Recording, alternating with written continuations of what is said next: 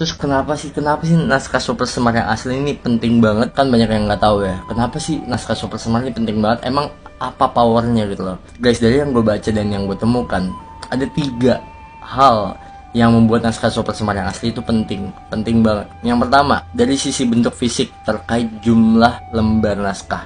Jadi banyak banget yang bilang kalau misalkan Super Semar tuh cuma selembar doang, ada yang bilang 2 lembar, ada yang bilang bahkan lebih. Ya kita lihat di internet kan memang kebanyakan kan selembar ya guys. Memang ada beberapa juga yang 2 lembar. Cuma yang gue sering lihat tuh selembar. Tapi ada yang bilang juga yang asli itu 2 lembar. Nah sampai sekarang tuh kita nggak tahu. Kita harus ngeliat aslinya itu berapa lembar sih. Terus yang kedua guys, dari sisi konten, masyarakat tuh harus mengetahui apa isi surat tersebut guys. Jadi kita tuh sampai sekarang ya kita nggak tahu isi surat yang asli itu apa. Seperti yang tadi gue bilang, apakah ini memang perintah untuk menjaga stabilitas keamanan negara atau memang cuma alat buat kudeta? Nggak ada yang bisa konfirmasi kan.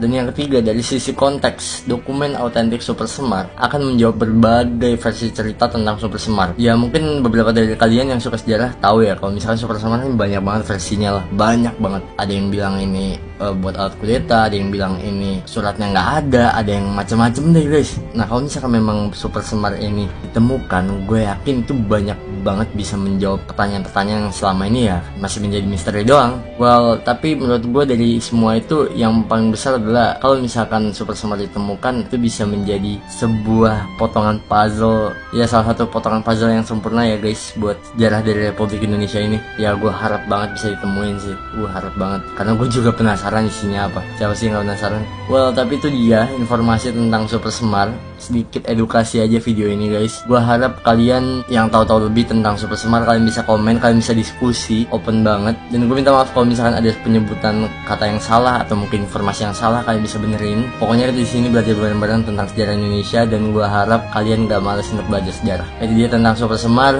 Nextnya kita bahas apa lagi ya? Coba tulis di komen ya. Udah pagi cok.